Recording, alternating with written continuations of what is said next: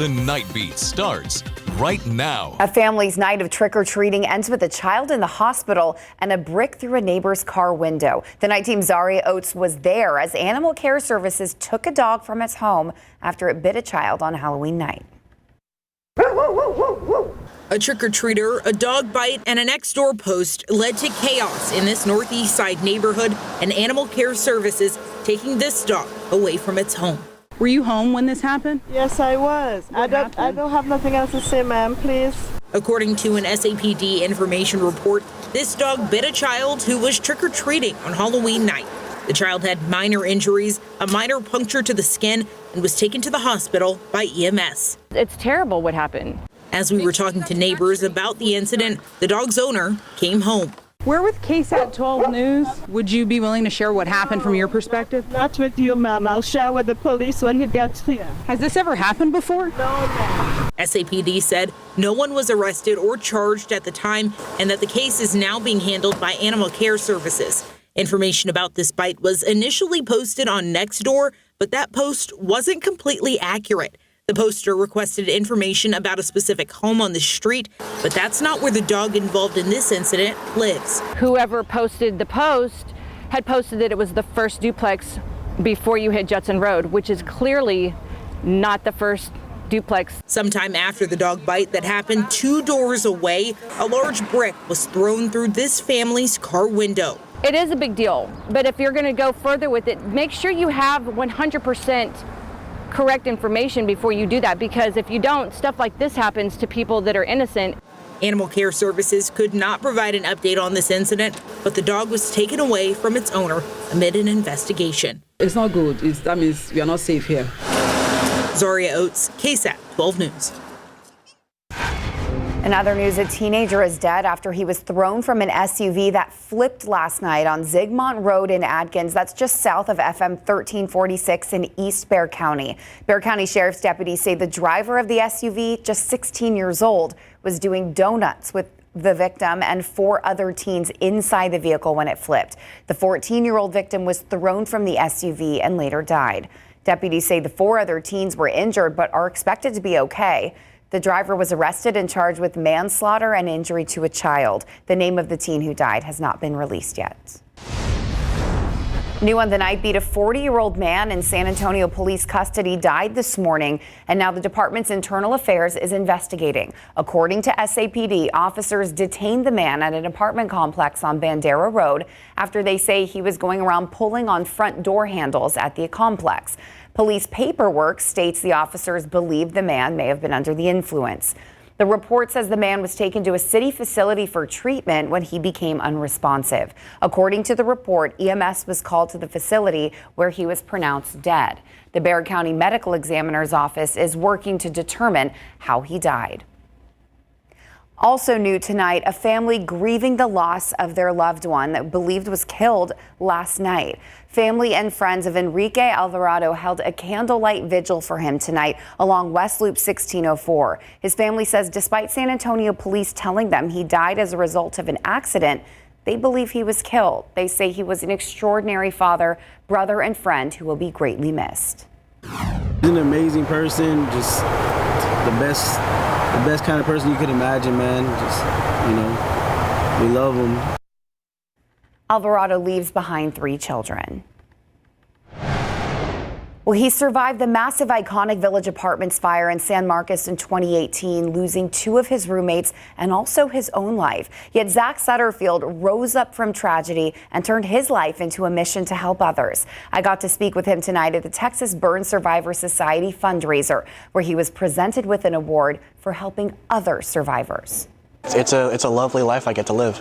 After all that he's been through, Zachary Sutterfield still sees life as a beautiful opportunity. I was lucky enough to live from a very heinous experience and a difficult one. He survived the massive, iconic Village Apartments fire in San Marcos in 2018, where he lost 2 roommates and suffered third-degree burns to 70% of his body. I think it is a sign of triumph and strength to look the fear of life in its eyes and say, I got this. And that's what he's done with the help of organizations like the Texas Burn Survivor Society, offering support to patients and their families. These people have seen me at my worst, where I was atrophied and I couldn't remember 2 to 3 minutes, to celebrating my graduation with me, to celebrating me getting a job. He gave back by helping with their activities, including Camp David, just for burn survivors. And Saturday, he was awarded for that service at the organization's annual fundraiser. There's a lot of meaning in what I do, and I'm grateful to do it. And now his mission is education. He works for nonprofit Sons of the Flag, which started a chapter dedicated to teaching young adults fire safety. To be like, hey, I know you're going to have fun out there in your college life, but do you know how to use a fire extinguisher? Do you know if your building's safe? You know, just the stuff that I wish I would have known. Holding on to unwavering positivity while leading his incredibly precious life. And I felt so lucky to be able to meet Zach. That positivity is completely contagious. And I MC that event, the Burn Survivors Society, every single year. And because of the amazing community that feels like family, it's just hard not to be at the event and support them. If you'd like to support them and learn more about what they do, head to their website. We also have it on KSAT.com. Just find this story. All right, switching gears now and heading outside with live cam this Saturday night. Things are pretty quiet here in San Antonio after we managed to find some spotty rain, a few isolated downpours in Bexar County earlier today, and even a complex of thunderstorms west of I-35 that dropped multi-inch rainfall totals across portions of Uvalde and Kinney counties. We'll take a look at those coming up in just a little bit. Looking ahead to our Sunday, I think we could see another round of patchy drizzle work in first thing in the morning, so somewhat of a damp start to the day, but not as high of a rain chance into the afternoon. Just a 10 to 20% chance. More peaks of sunshine returning, helping afternoon temperatures climb into the upper 80s, about 10 degrees above average for this time of year. It also will be windy tomorrow. I think you'll notice that healthy wind out of the south, sustained at 10 to 20 miles per hour, gusts upwards of 30, certainly a possibility. Changes do arrive on Monday, specifically later in the day. Our next cold front moves into south central Texas. A few showers and storms possible there, not an overwhelming chance, but really what we're going to notice after that front pushes through, a few days of cooler weather. We're talking mornings back in the 50s and 60s, highs seasonable in the 70s. We'll time it out and get you a look at all those changes headed our direction coming up in just a few. Thanks, Mia. Tonight, a family breathing a sigh of relief after their loved one was found. Bexar County Sheriff's deputies say Sandra Alvarado has been located. Her family had been looking for her since yesterday after she was last seen sitting on the staircase of her apartment building on Crestway Drive in Converse. Finding her became more pressing when the family found her apartment in disarray. But again, earlier this evening, BCSO told us Alvarado has been found. Coming up next, pink was the color of the day at Methodist Hospital campus on Westover Hills as thousands gathered to help beat breast cancer one step at a time. We're taking you to the annual San Antonio More Than Pink Walk next.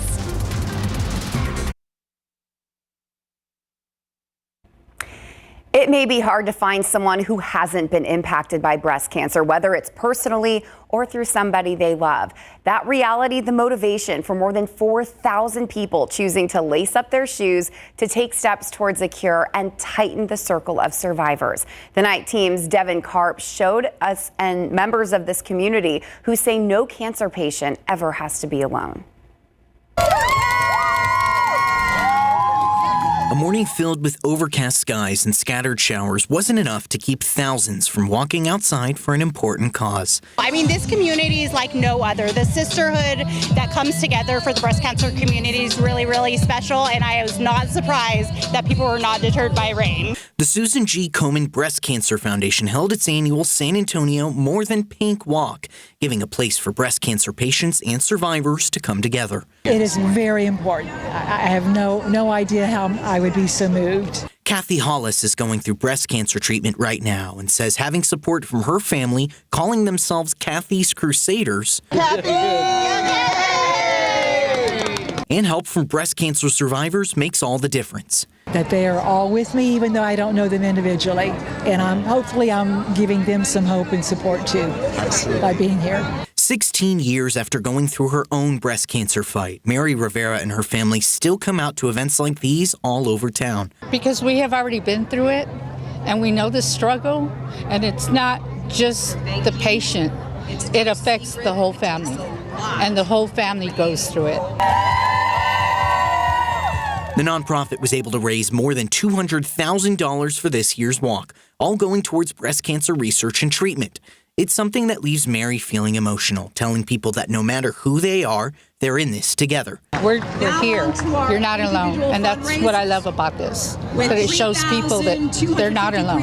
They don't have to struggle alone. Devin Karp, KSAT 12 News.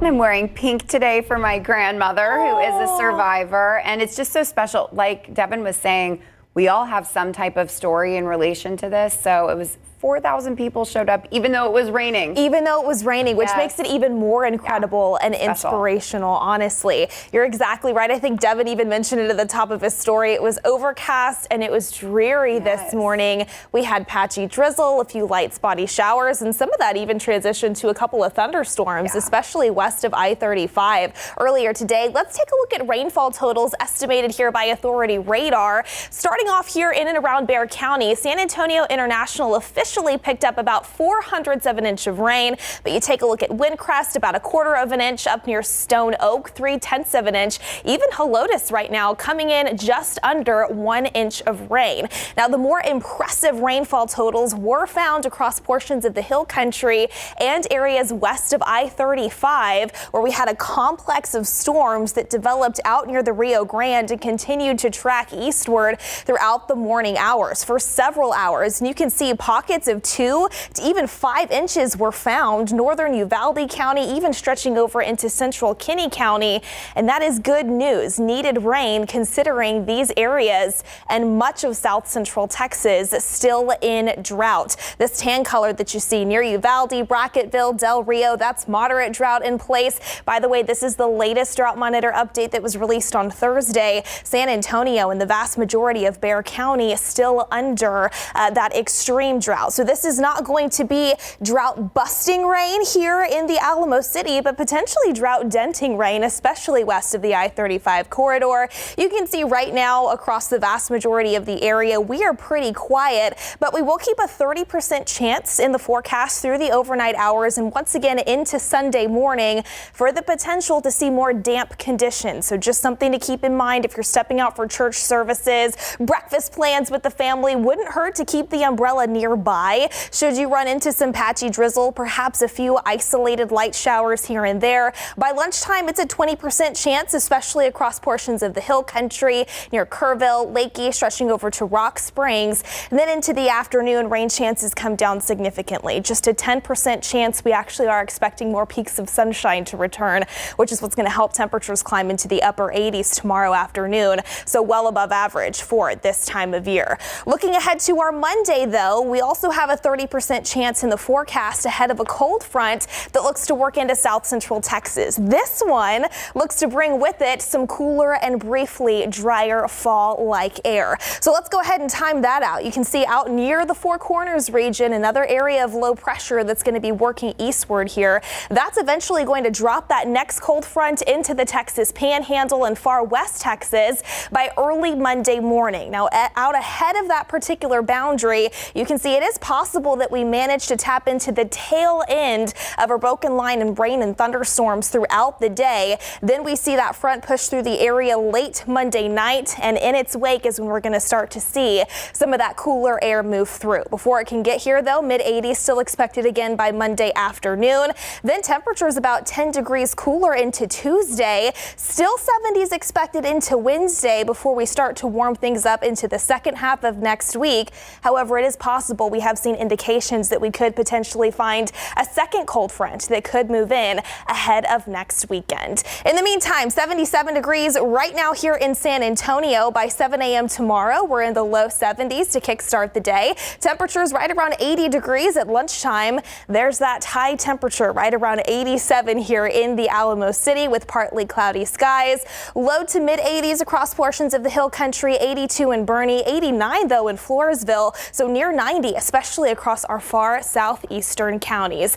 Don't forget, we fall back officially tonight, 2 a.m. Sunday morning, daylight saving time coming to an end, so in just about 3 hours here. Don't forget to set your clocks back an hour before heading off to bed. We'll take a look at how that's going to affect our sunset times moving forward, starting tomorrow, coming up in the next half hour. I always forget at least one of the clocks. Just one. Stresses The microwave, the oven. I get most of them. It's usually the car. Honestly, I'm thankful that my phone does it automatically because I would not be in good luck if that was the case. Exactly. At least it's both of us. All right, thanks, Mia. Well, we do have a Timberwolves fan behind the scenes in the newsroom today, and he is not happy the Spurs took him down. That's exactly right. Yeah, we have a visitor, Timberwolves fan, but he walks away disappointed tonight. The Spurs down the Timberwolves by 10 for their second straight win, and another instant classic between French stars Wemby and Gobert. Plus, UTSA bounces back with a fiery performance against Memphis. Also talking high school football, basketball, and cross country after the break.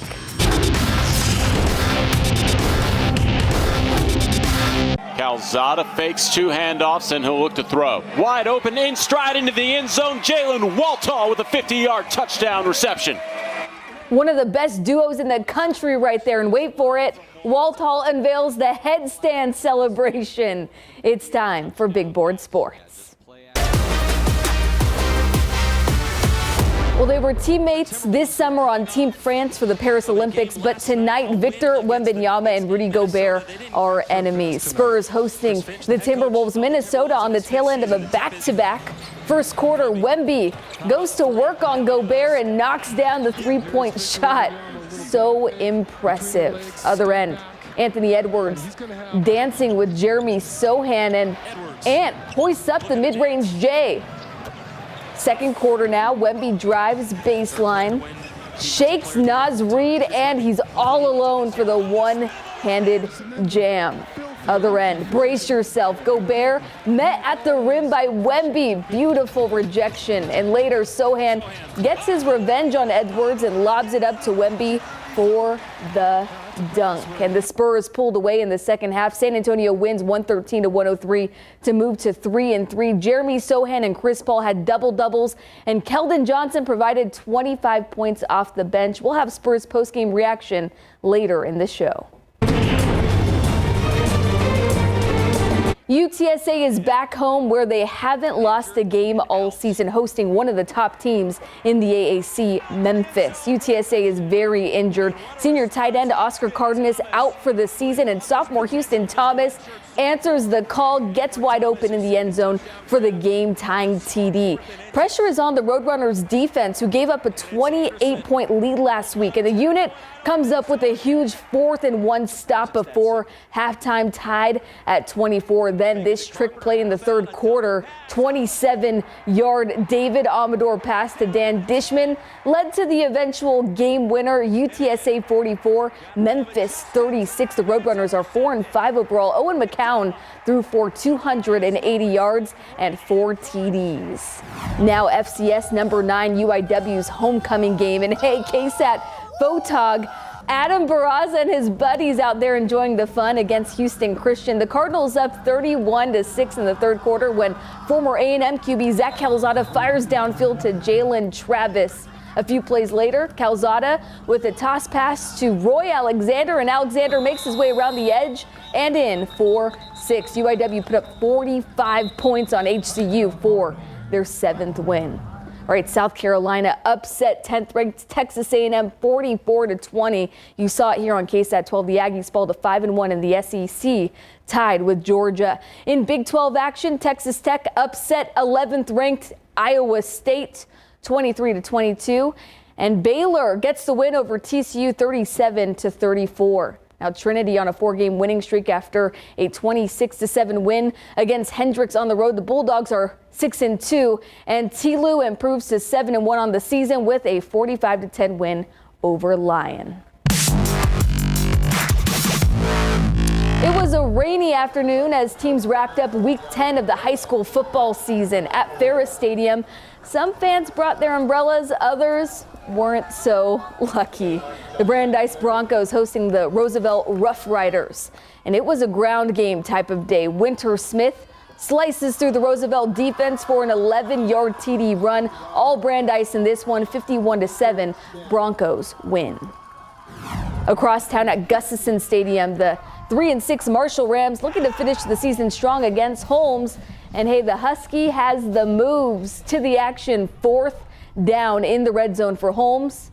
but the Rams defense shuts the door and takes over. But hey, in the second quarter, the Huskies returned the favor with a nice goal line stop. But in the end, Marshall had the last laugh, winning 37-27.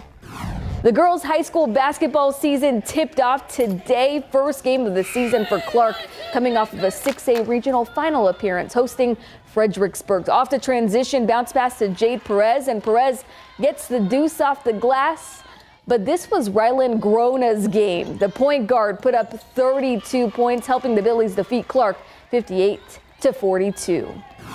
And at the UIL State Cross Country Championships today, Bernie champion star Elizabeth Leachman successfully defended her 5A individual crown. The junior now has 5 individual gold medals between cross country and track and field. And Smithson Valley, the girls won the Class 5A trophy as a team. Incredible stuff out there. All right, later in the show, why Ezekiel Elliott isn't traveling with the Cowboys this weekend. I'm glad we have a bye, the Texas Longhorns, because you've got Iowa State. Lots of chaos. I know. Upsets everywhere. Okay, we have lots of tissue. I would be crying too, it's fine. Okay, coming up, tubs full of brown water, other times strong smells of chlorine. This is what a Floresville subdivision is dealing with. We visit their homes to see it ourselves and ask the water company what's going on.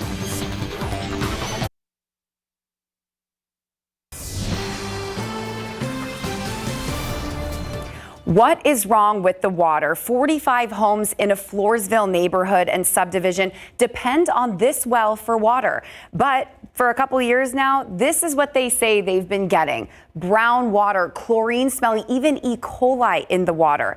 Well, I made the decision to drive to Floresville to see it myself. And the families tell me the company who owns this water well isn't fixing things or answering enough questions. So I reached out to them too.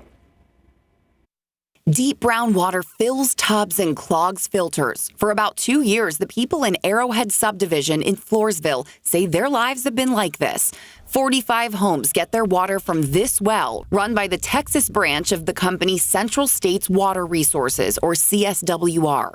If the water is not discolored, people like Carrie Wilcoxon say it smells like chlorine. I'm the first house off the well. It's so strong that you cannot breathe it, let alone drink it. I don't care what they're saying, this water is not safe to drink. But that sediment is rusting out our hot water heaters and it's galvanizing to other metals. So how in the heck can it be safe for our stomachs? When we visited Wilcoxon, she'd already flushed out her bathtub, but the water still ran slightly brownish green. Somewhere around 20 to 25 gallons has already been flushed, and that's the best it gets. So this is the best it's been in months? This is the best it's been in several years.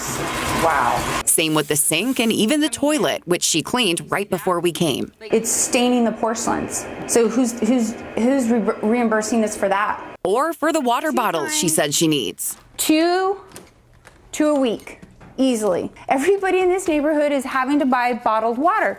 So who's paying for this? During this, we've had to use bottled water until it was just we couldn't keep up. All right, if it's ready to go, you can turn it off. It got too expensive for Brandy and Jason Knighton because they have 6 kids. It's more cost efficient to have a filtration system, and theirs is not cheap. This is how the filter starts. These filters should last at least 6 months and up to a year. And we are changing our filters out at least once a month. This is its use after about 3.5 weeks. What do you feel when you see the color of that every month? I feel disgusted. That's because of what happens when that filter fills up. Trying to give my under a 1-year-old a bath at this moment, and the water is just brown. And this is after the water had been running for 25 minutes. But what sent them over the edge happened about a month ago. A notice from CSWR that the water in the well tested positive for E. coli. I call the company and I ask them, like, what is going on? Do I boil my water? Is this safe for them to drink? And nobody could answer me. And even in speaking to the supervisor, she couldn't tell me if my water was safe for consumption for my 6 children. The letter had also stated that they would test the well in 3 days and let us know what the results were. And it took them nearly a month to get those results back to us. This letter 2 weeks ago from CSWR stated there was no longer E. coli in the well.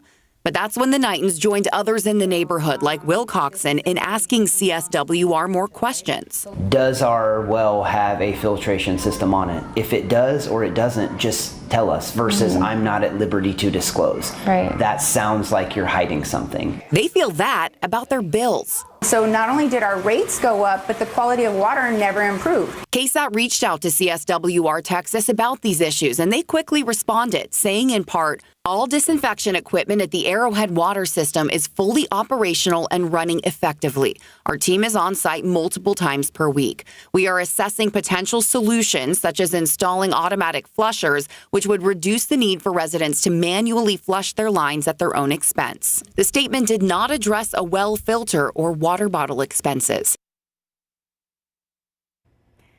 Will Coxon has extended her complaints to the Texas Commission on Environmental Quality, which confirmed to us this week it is in the middle of an investigation. She's also in contact with State Senator Judith Zaffirini and has a case filed with the Texas Attorney General's office. Coming up next, teaching children the importance of voting, the unique lesson plan a local teacher came up with that's letting her students learn firsthand the basic fundamentals of the election process.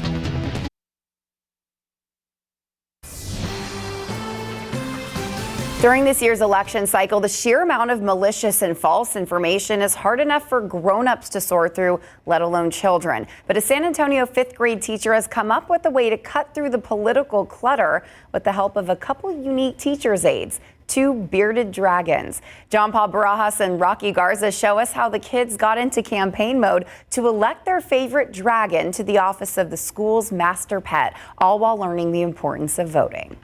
What lesson are you on? I've heard from parents that they're talking about it at home, primarily as it affects Charizard and Eevee's campaign. But I know that there's also conversations happening around the federal presidential election. Carvajal Elementary 5th grade teacher Daniela Salgado says it was hard to teach kids about this year's election. While they can't vote, she wanted her students to understand how elections work and why their voices matter. This is where Eevee and Charizard come into the arena. They're running against each other for Master School Pet. Each has a slogan and song for their campaign, as Charizard's is Never Back Down and Never Give Up Crickets, and Eevee's is Girl on Fire.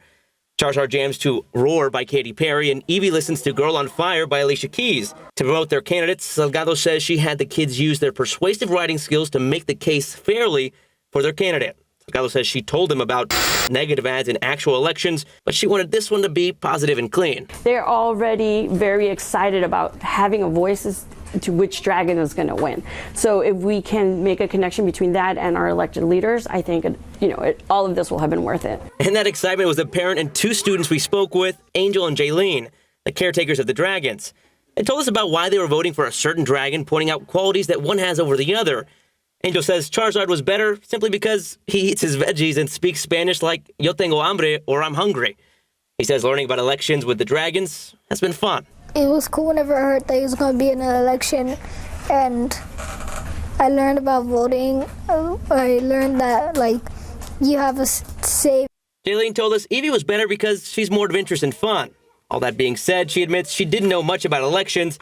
Although it was difficult learning, she likes it because it's something new. I never did this before, and it's way more better with pets. As for the students' voter registration cards, they were custom made by the school's team leader, Nicholas Sandoval. I would love to see this happen again, year after year, even if it's not an election year, because it gives kids, the chance to learn something new that they probably don't have a lot of exposure to. It's something that Sandoval wishes he had as a kid. He tells us for him, it took him a while to learn about elections and voting. But with this, he says you could see the excitement right off the bat with the kids. A lot of kids are really passionate about this. When we were handing these out to a lot of even the kids in Miss Salgado's class, they were ready to vote right then and there. The winner will be revealed on Election Day. Salgado says she told her kids that no matter the results, she wants everyone to celebrate the winner. For her, it's always about teaching them in a way the kids will remember. If we can get 7- and 8-year-olds excited about a bearded dragon running, I think you can get almost any child really excited about voting. John Paul Barajas, KSAT 12 News. Unbelievable teaching. Wow. Teachers pictures are brilliant. Good job, guys. And I think the outfits kind of made it even better. The tutu, I vote for the tutu. The tutu, we had the hat going on. Very impressive, no matter which way you look at it. Incredible. All right, well, typically this time of year here in San Antonio, we start talking about cold fronts, hopefully some temperature changes, and even some rain chances working back in. Believe it or not, though, it is still hurricane season. That officially running, of course, from June 1st through November 30th. So officially through the end of this month, you can see where we are here today in relation to the entire season and when that activity typically peaks, which is back on September 10th. I do want to talk about some of the activity out there in the Atlantic Basin right now. This is subtropical storm Patty in the north central Atlantic. This is of no concern to the United States. There's a little disturbance just to the north of the Dominican Republic. This has a 10% low chance for tropical development over the next 7 days as it tracks westward near Cuba and the Bahamas. But what we're monitoring is this disturbance that's out in the western Caribbean that has an 80% high chance of tropical development over the next week or so as it moves north through the Caribbean Sea and eventually could work into the Gulf of Mexico. Now, as of right now, this does not look to have any impact on the state of Texas, and especially for us here in south central Texas, it would work farther off to the east. But of course, we will continue to monitor it and keep you posted. By the way, the next name on the list, Raphael, followed by Sarah, Tony, Valerie, and William. So that's what's happening over in the Atlantic as well as the Caribbean. Back here at home, yes, some more temperature changes are headed our direction. We'll get you another full look at that forecast coming right up.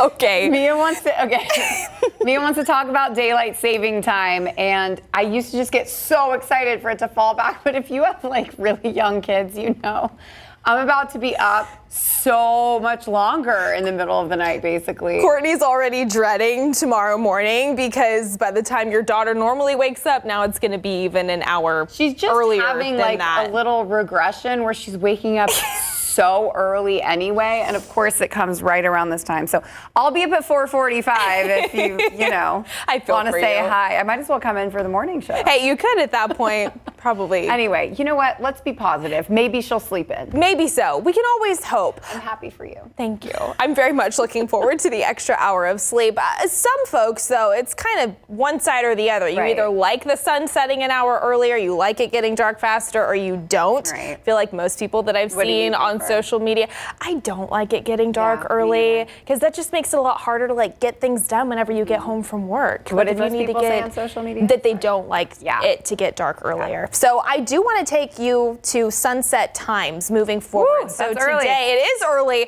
Today our sunset time was at 6:46 p.m. Now that we are about to flip those clocks back an hour tonight, tomorrow's sunset time 5:45 here in San Antonio. The next time we will see a sunset in the 6 o'clock hour will be on January 18th. And the next time we will see a sunset in the 7 p.m. hour will be on March 9th after we spring forward yet again. So yes, the sun now starting to rise an hour earlier and set an hour earlier thanks to the time change. Enjoy that extra hour of sleep unless you have tiny children. All right, looking ahead to our Sunday, patchy morning drizzle, perhaps even a little bit of light rain expected first thing tomorrow. So some damp conditions could be in store, similar to what we saw earlier this morning in spots. After that, though, just a 10 to 20% chance for an isolated shower into the afternoon. Most of us staying dry. It will be a bit warmer with more sunshine returning and windy. You will notice that healthy south wind gusting upwards of 25 to 30 miles per hour at times. Into our Monday afternoon, high temperatures will still be warmer than average, more to the tune of the mid 80s as well. But then we see our next cold front move in by Monday evening and into Monday night. The potential for a few storms ahead of that boundary, but then cooler mornings back in the 50s and 60s work in by Tuesday and Wednesday, and seasonable afternoons with highs back down in the 70s for a couple of days as well. So let's go ahead and time that out. We're at 75 degrees officially right now here in San Antonio. Check out this low pressure system though that's approaching the Four Corners region. The air near that area of low pressure, a lot cooler. 45 in Salt Lake City. It's currently 61 degrees in Las Vegas. That low pressure system is going to be tracking eastward over the next couple of days. It drops that cold front into the Lone Star State early early Monday morning and then pushes through our neck of the woods by Monday evening and into Monday night. 30% chance to catch the tail end of a broken line of rain and thunderstorms. Not necessarily expecting severe weather. The highest severe threat as of right now near Austin, Waco, Dallas, even stretching up near Oklahoma City and Tulsa. But places like New Braunfels, San Marcos, Seguin, Hallettsville, LaGrange currently are in the 1 out of 5 very low in risk for an isolated strong to severe storm. If that is the case, mainly we'll need to be monitoring for some strong winds and some heavy rain. After that, again, mornings bottom out in the upper 50s by Wednesday, highs in the comfortable 70s. We'll warm things up by Thursday and Friday ahead of the potential for another front ahead of next weekend. Looking forward to it. Me too. All right, Mary, Chris Paul's getting acclimated. Yes, he is. And interestingly enough, Chris Paul said that the early games of the season are a lot like training camp because they didn't get a whole lot of time together this offseason, but they still got the win tonight against Minnesota. Plus, Ezekiel Elliott not traveling with the Cowboys for their Week 9 matchup in Atlanta. The details coming up.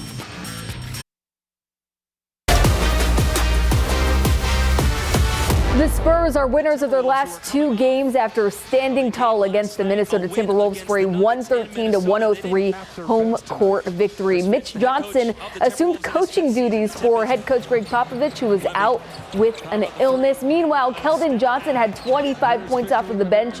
Chris Paul had 15 points, 13 assists. Jeremy Sohan added 19 points and 10 boards, and Victor Wembanyama had 17 points and 6 rebounds. After the game, the Spurs talked about the importance of Wemby facing the basket.